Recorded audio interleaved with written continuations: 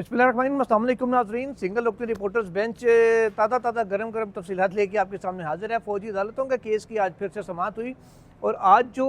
ख्वाजा हारिस हैं वो एक बार फिर अपने दलाइल मुकम्मल नहीं कर सके, बल्कि उन्होंने क्या करने थे, आज तो खुद अदालत ने ही उन्हें शुरू में एक दो सवालात पूछे और कह दिया कि मंडे को आप हमें इस हवाले से जवाब दीजिएगा, हमें मज़ीद तफसीलात बताइएगा। तो शुरू में ही अंदाज़ा हो गया था कि मामला ख्वाजा हारिस की हद तक कि अगले हफ्ते जाएगा। जैसे मैंने आपको पहले भी एक वीडियो में कहा था, जब ये ख्वाजा हारिस को दलाइल मुकम्मल करने की हिदायत की गई थी उस वक्त भी कि ख्वाजा साहब का ये ट्रैक रिकॉर्ड नहीं है कि वो किसी भी केस में 5-7 पेशियों में अपने दलाइल मुकम्मल करें। वो हमेशा ख़ासकर ऐसा आईनी कानूनी नुक्ता जिसमें हो उसका वो लंबा ड्रैग करते हैं, उनके बड़े तफसीली दलाइल होते हैं। और वही बात अब हो रही है कि अगले हफ्ते भी ख्वाजा साहब जाएंगे और अगले हफ्ते में भी 2 दिन तो कम अज़ कम ख्वाजा साहब आराम से ले लेंगे, जो मुझे समझ आ रही है। नाज़रीन, हुआ ये कि जो FIRs हैं वफाकी हुकूमत की जानिब से 9 मई की वो 3 FIRs पेश की गई अदालत में और बताया गया कि मजमूई तौर पर तो 35 FIRs हैं और 5000 से ज़ायद मुल्ज़िमान हैं। फ़ौजी अदालत में ट्रायल सिर्फ उनका किया गया जिनकी जो मकामात हैं, आर्मी इंस्टॉलेशन हैं, वहाँ पर जो उनकी मौजूदगी है वो बग़ैर किसी शक व शुबा के साबित हो रही थी।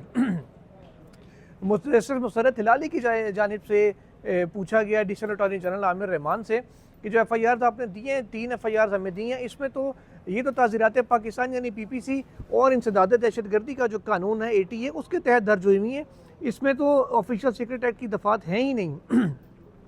तो इन लोगों का ट्रायल फिर कैसे हो सकता है? ये बात उन्होंने उस कॉन्टेक्स्ट में पूछी जो ख्वाजा हारिस ने दलाइल देते हुए कहा था कि हर दहशतगर्द का ट्रायल भी आर्मी एक्ट के अंडर नहीं होता, सिर्फ जो ऑफिशियल सीक्रेट एक्ट की दफ़ात है सेक्शन 2D1 और 2D2 उनका उन्होंने हवाला दिया, जो सुप्रीम कोर्ट कलअदम करार दे चुकी है उनको बहाल करवाने के लिए। उन्होंने कहा कि जो उसके ज़ुमरे में आते हैं, उसकी खिलाफ वर्जी करते हैं, सिर्फ उनके ट्रायल मिलिट्री कोर्ट्स के अंदर होते हैं। उन्होंने कुलभूषण की एग्जाम्पल एक बार फिर आज दी और कहा कि कुलभूषण का ट्रायल भी 2D1 और 2D2 के तहत हुआ था।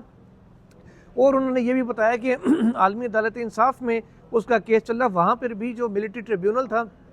उसको आलमी अदालत इंसाफ ने भी तस्लीम किया। इस पर फिर जस्टिस मुसर्रत हिलाली ने कहा कि जो FIRs में दफ़ात आयद हैं ये तो सारी वो PPC की और ATC की हैं, इसके अंदर तो ऑफिशियल सीक्रेट एक्ट की दफ़ा लगी ही नहीं हुई। फिर आमिर रहमान साहब जो एडिशनल अटॉर्नी जनरल हैं उन्होंने खड़े होकर अदालत को बताया कि कुछ के अंदर स्पेसिफिक प्रोविज़न लगी हुई है, बाकी तफ्तीश में भी जो दफ़ात हैं वो शामिल की जा सकती हैं। इस पर फिर जस्टिस मुसर्रत हिलाली ने कहा कि जो तफ्तीश है वो किसने की थी, वो क्या जो IO की तफ्तीश थी उसी की बुनियाद के ऊपर ही माफ़ कीजिएगा कि उसी की बुनियाद के ऊपर ही सारा केस मिलिट्री कोर्ट में चला है। जस्टिस मोहम्मद अली मज़हर ने कहा कि जो दफ़ात ऐड करनी होती है FIR में बाद में, उसमें तो मुतल्लिका प्रोसिक्यूशन एजेंसी की अप्रूवल चाहिए होता है और उसका बाकायदा एक तरीक़ाकार मौजूद है। तो फ़ौजी अदालत में क्या इसी तफ्तीश के ऊपर इन्हिसार किया गया था? उन्होंने भी सवाल को आगे बढ़ाया। इस पर उन्होंने कहा कि फ़ौजी अदालतों में जब केस चला जाता है तो वो इस तफ्तीश के ऊपर रिलाई नहीं करते, वहाँ एक अलग तफ्तीशी रिपोर्ट बनती है, उनके चालान का चार्जशीट करने का उनका अलग तरीक़ाकार है जिसको फॉलो किया जाता है। ख्वाजा हारिस ने यह भी कहा कि आर्मी एक्ट क्योंकि एक स्पेशल कानून है, लिहाजा उसके तहत होने वाले जो ट्रायल्स हैं उनका तरीक़ाकार, उनका एविडेंस और उनकी सारे जो ट्रायल चलाने का तरीका है वो मुख्तलिफ होता है बाकी कवानीन से। जस्टिस जमाल मुंदखेल की जानिब से कहा गया कि वो जो उससे पहले आए जस्टिस नईम अख्तर अफ़गान, उन्होंने कहा कि वो बलूचिस्तान हाई कोर्ट में जब चीफ जस्टिस थे और जज भी थे तो उन्होंने मुख्तलिफ केसेस आर्मी जो मिलिट्री कोर्ट्स हैं उनके वहाँ से होके जो आए थे, वो रिट जुरिस्डिक्शन में कहते हैं मैंने सुने थे, यानी कि आर्टिकल 199 के तहत जो रुजू किया गया था मुल्ज़िमान की जानिब से सज़ाओं के बाद। उन्होंने कहा मैंने वो केसेस सुने थे और वो ये कहते हैं कि वहाँ पर जो मैंने ये चीज़ नोट की वो ये नोट की कि वहाँ पर फ़ैसले भी तफसीली लिखा गया था। उन्होंने साथ ये भी कहा कि मुल्ज़िमान को मर्ज़ी का जो वकील है वो भी करने की इजाज़त दी गई थी, साथ ही गवाहान पर जरा भी की गई थी। तो ख्वाजा हारिस साहब मुनासिब ना होता कि अगर आप पहले हमें ये बता देते कि मिलिट्री कोर्ट में ट्रायल का तरीक़ाकार क्या होता है। उन्होंने कहा मैंने तो ये केसेस किए हुए इसलिए मुझे पता है, हमारे कुछ साथियों ने केसेस कवर नहीं किए हुए, तो लिहाजा ये कन्फ्यूजन फैल रही है कि किस अंदाज में वहाँ पर ट्रायल होता है, तो ये एक एनॉमली सी बनी हुई है। इस पर फिर जस्टिस हसन अज़हर रिजवी ने उनकी बात को आगे बढ़ाया और कहा कि वो बतौर वकील सफ़ाई यानी कि एक मुल्ज़िम के वकील के तौर पे फ़ौजी अदालत में पेश हो चुके हैं और उन्होंने ये भी बताया कि हमें वहाँ पर प्रॉपर जो गवाह हैं उनके ऊपर जरा करने का मौका भी दिया गया था। और नेवल में उन्होंने कहा कि जो नेवी के केसेस होते हैं नेवल एक्ट के तहत, उसमें उन्होंने कहा एक फ्रेंड ऑफ एक्यूज भी होता है, यानी कि एक अफसर को मुकर्रर कर दिया जाता है या एहलकार को जो मुलजिम का दोस्त उसमें तस्वुर होता है। और वो उन्होंने कहा कि सारे जो मुझे डॉक्यूमेंट्स थे मेरे दफ्तर तक वही जो फ्रेंड ऑफ एक्यूज अफसर नॉमिनेटेड था वो आकर पहुँचाता था। और यहाँ से फिर मामला आगे चला और एक बार फिर आई बात हाईजैकिंग की और नवाज़ शरीफ साहब की। इसमें फिर अदालत की जानिब से जस्टिस मुसर्रत हिलाली ने यह पूछा कि परवेज़ मुशर्रफ का तैयारा हाईजैक हुआ था, उसमें सिटिंग आर्मी चीफ थे। कल वाला ही सवाल था उनका कि उनका ट्रायल जो नवाज़ शरीफ और दीगर लोग थे इनका मिलिट्री कोर्ट में क्यों नहीं हुआ था। इस पर ख्वाजा हारिस ने कहा कि मैं पहले रिकॉर्ड के लिए तस्दीक के लिए दुरुस्ती के लिए उन्होंने कहा मैं ये बता दूं, कल भी ये बात हुई थी कि ख्वाजा साहब कहते हैं कि जो सज़ा सुनाई गई थी नवाज़ शरीफ को वो ultimately supreme court of Pakistan उसको कलअदम करार दिया था और कहा था कि त्यारे में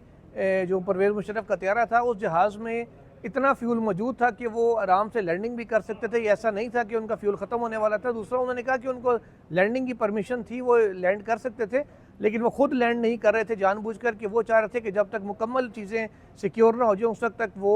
लैंड ना करें। इस पर जैसे मुसर्रत अली ने कहा कि ये वो वाक़या था जिसके बेस पे पूरे मुल्क के अंदर मार्शल लॉ लग गया था। ख्वाजा हारिस ने फिर आगे चल के बताया कि जो हाईजैकिंग है वो आर्मी एक्ट के तहत नहीं आता, तो जो क्योंकि हाईजैकिंग का जुर्म कवर नहीं है आर्मी एक्ट में,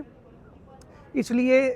जो त्यारा साजिश केस है नवाज शरीफ के ख़िलाफ़ और दीगर मुल्ज़िमान के ख़िलाफ़ वो ATC में चला था, इंसदाद दहशतगर्दी अदालत में चला था, क्योंकि उसका जुर्म इंसदाद दहशतगर्दी की जो कानून है उसमें दर्ज है। इसी तरीके से फिर जैसे जमाल मंदोखेल ने कहा कि अगर हाईजैकिंग वहाँ दर्ज नहीं है, ATC में दर्ज है, उन्होंने कहा कि जो सरकारी अमलाक हैं, सरकारी दफातर हैं, आर्मी इंस्टॉलेशन हैं, उनके ऊपर हमले का जुर्म भी ATC में मौजूद है, तो फिर इसको आपने फौजी अदालत में क्यों लेके गए। तो उन्होंने बताया कि इसका जुर्म क्योंकि आर्मी एक्ट के अंदर भी कवर होता है, इसलिए ये मामला आर्मी कोर्ट्स के अंदर ले जाया गया था। उसके बाद फिर जैसे जमाल मंदोखेल ने कहा कि मुझे 38 साल हो गए शुबा कानून से वाबस्ता, जिसमें से 22 साल मैंने वकालत की है और 16 साल से मैं बतौर जज मुख्तलिफ अदालतों में अपने फ़राइज़ सर अंजाम दे रहा हूँ। तो जैसे जमाल मंदोखेल ने कहा मैं अभी तक अपने आप को परफेक्ट नहीं समझता कि मेरा कानून पे बड़ी ग्रिप है, मुझे बड़ा अबूर हासिल है। उन्होंने कहा कि जो एक फ़ौजी अफसर बैठा होता है अदालत के अंदर, क्या वो आइनी और कानूनी तौर पर इतना मजबूत होता है, उसकी इतनी ग्रिप होती है कानून के ऊपर कि वो सज़ाएँ बहुत जैसी सख्त सज़ाएँ दे सके। इस पर फिर ख्वाजा हारिस की जानिब से कहा गया कि जो सज़ाएँ देने वाला अफसर है उन्होंने कहा वो मुकदमा सुनता है, तो उसके बाद वो जो जज एडवोकेट जनरल ब्रांच है जिसको जैक ब्रांच कहा जाता है, जो लीगल मैटर्स डील करती है फ़ौज पाकिस्तान के, उन्होंने कहा कि उनकी मुआवनत उनको हासिल होती है, वो प्रोसीजर्स भी उनको बता रहे होते हैं और जो कानून है उससे आगाही भी फराहम कर रहे होते हैं कि जज को जहाँ कहीं मुश्किल पेश है या मुआवनत की ज़रूरत हो, उकला भी मौजूद होते हैं और जैक ब्रांच की जानिब से भी उनकी मुआवनत की जाती है। उसमें फिर जस्टिस मुसर्रत हिलाली ने बड़ा एक पर्टिनेंट और अहम सवाल पूछा। उन्होंने कहा कि मेरी मालूमात के मुताबिक जो ऑफिसर केस सुनता है, यानी कि जो जज मिलिट्री कोर्ट में बैठा केस सुनता है, वो फैसला नहीं करता, केस का फैसला कोई और करता है। उन्होंने कहा कि हमने तो ये सुना है कि वो केस पूरा सुनेगा, एविडेंस रिकॉर्ड करेगा, सब कुछ करेगा, लेकिन मुल्जिम को सज़ा देनी है या नहीं देनी ये वो फैसला नहीं करता, वो बल्कि फ़ाइल भिजवा देता है कमांडिंग ऑफिसर को, और कमांडिंग ऑफिसर फिर फैसला करता है कि इसको सज़ा देनी है या नहीं देनी, और देनी है तो कितनी देनी है। इस पर उन्होंने कहा कि फिर जब फैसला सिर्फ इतना लिखा जाता है कि गिल्टी नॉट गिल्टी, अगर गिल्टी है तो कितने साल सज़ा है, नॉट गिल्टी है तो मामला ख़त्म हो जाता है। और फिर ख्वाजा हारिस ने कहा कि जो तफसीली फ़ैसला लिखा जाता है इस केस में वो लिखा जाता है अपील की स्टेज पे, जब बंदा अपील करता है उस सज़ा के ख़िलाफ़ मिलिट्री कोर्ट के अंदर ही, आला अदालत में, मिलिट्री में ही, तो उसमें फिर तफसीली फ़ैसला सारा लिखा जाता है। पहले फ़ैसले के अंदर जो तफसीली वजूहात हैं, फ़ैसले की तफसीलात हैं कि किस ग्राउंड पे सज़ा हुई, क्या जराद की गई, वकला ने क्या दलाइल दिए, उन्होंने कहा ये सारी बातें वहाँ पे रिप्रोड्यूस नहीं की जाती पहले फ़ैसले के अंदर। उस पर फिर जस्टिस मुसर्रत हिलाली ने